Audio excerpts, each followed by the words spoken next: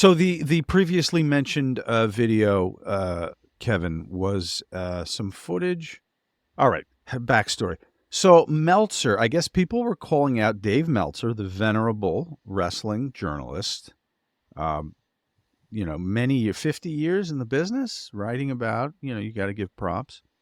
But so somebody was kind of taking issue with the fact that he was critical of was it Osprey and Ricochet, or he had praised the Osprey and Ricochet He match praised Osprey and and was Ricochet, critical of the and then ladies. shit on the girls from NXT. Right. So here is footage of the two matches in question: the two NXT girls and the Osprey Ricochet video. What do you notice about this? If you're listening, maybe do a little play-by-play. You need to find this if you're listening on Instagram. Yeah. Move for move. This is Well, the same match. what we'll do is we'll put this on one of our social media. Okay, So right. so you can watch this clip. But I mean, it's just how you can. It's And I believe the quote from Meltzer, it's at the bottom by Dave's picture, was that he criticized the I'm paraphrasing, I don't want to get him wrong. I think he said gymnastics of the women's match for being unrealistic. as opposed to that Dragon Ball Z finish that they just did on the Ricochet Osprey match. Right. It's hard. I respect Dave Meltzer. I'm probably in the minority. I respect Dave Meltzer because he's been able to, for maybe it's 40 years, to cover so much product. I mean, back before anyone was, everyone absolutely. knew WWE and what was good WCW, but all the Japanese promotions and Mexico, and just he had a beat on all of it, and it's a Herculean task, and it came out every week. I don't think he missed a week, or was it bi-weekly, or was it weekly? I think it was weekly, right? But when you do things like he just did on that, it's almost like watch out, because now you've been doing this clown thing for a long time, Mr. Gacy. I might decide to look underneath your home. So You look at a video like that and you see the two matches so very. Now, of course, these are isolated moments from that. Maybe much different things happened after this right. each match, right? Could have happened. Let's see. I'm getting a note here. Criticize the match as a whole with a lot of botches in the women's. It wasn't just that clip. Okay, so there were probably other things that were going. But he used the word acrobatic or choreographed or something like that. Yeah, it doesn't matter. Mm-hmm. It's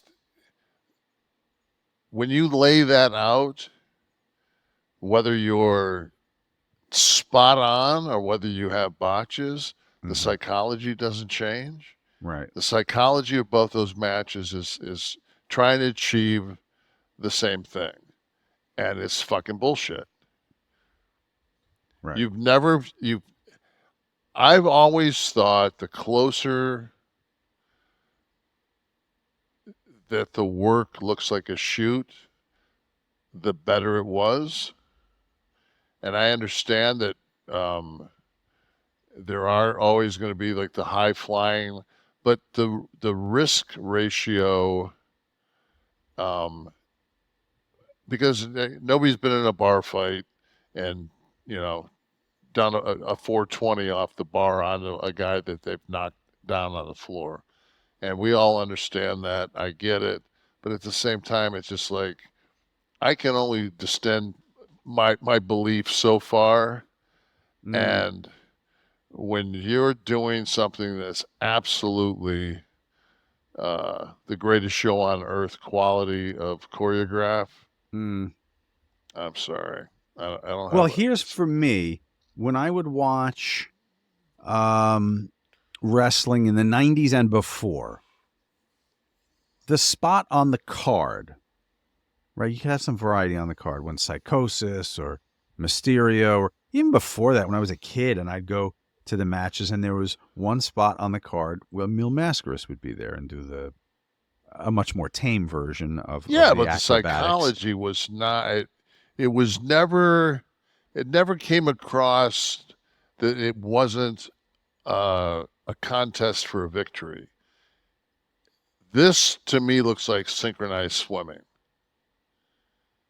Correct. But and when the luchadors would come on Nitro, it was a fun 10 minutes. But it was isolated to that. Like I knew what I But it was was going to still a get. car crash. Okay, right. So you're saying there was still danger. It was a believable fight. It was just it was a fight Contest. in the luchador style. Right. Like Rey Mysterio when his strikes, his everything he did was even though it was aesthetically like out of this world, nobody else nobody could follow Rey. Mm-hmm. But when you took somebody like Eddie and put him with Rey, and Eddie worked more of the fucking Western, more the American style, Mm-hmm. though he could do all the luchador, Eddie put into it that grind. Mm. Eddie put into it the believability that he could beat your fucking ass. Eddie always looked on TV like he was 6'5", 240 pounds. If you know, it was like Daddy Padilla, the bodybuilder, or Lee Priest. Sure. When you saw them on stage by themselves, you're just like, Jesus, that's the most unbelievable fucking specimen I've ever seen in my life. And then the referee comes by and he's fucking 4 inches taller. Mm. So that was Right. always the thing. But when you look at pictures of Eddie Guerrero just by himself, and it's just like fuck, he's jacked. Hmm. You Yeah. know, Kev, it's if most people are going to be catching this on day one, which is Monday. So tomorrow's the day. If she finally, listens to this on right? Monday, yeah, Jeez, get this finally fucking get shit one over in with. here for God's sakes. And the thing is no matter what happens, and it definitely won't be on, nobody in our universe thinks that midnight on Tuesday we're gonna have, oh, look who No. won. I mean, this is going to be such a fucking. And think about it. Think about that alone. As when you were a kid and you watched the presidential elections, and when you woke up the next morning, you grabbed the Detroit Free Press, and it would say, "Dewey wins." No, Dewey defeats Truman. but I mean, it was over with, Yeah. and now it's such a clusterfuck. It speaks volumes to what we've been able to do as a society to a process that was so unique and so sacred. It's just ugh. But at the same time, no matter who comes out in the long run and is the winner, man, we have got to stop the fucking bullshit, and we've got to fucking mend this country. So if Donald Trump is my fucking president, man, you don't fuck. I mean, don't take the economy we got and fucking don't stick a turd in fucking in the fucking soup.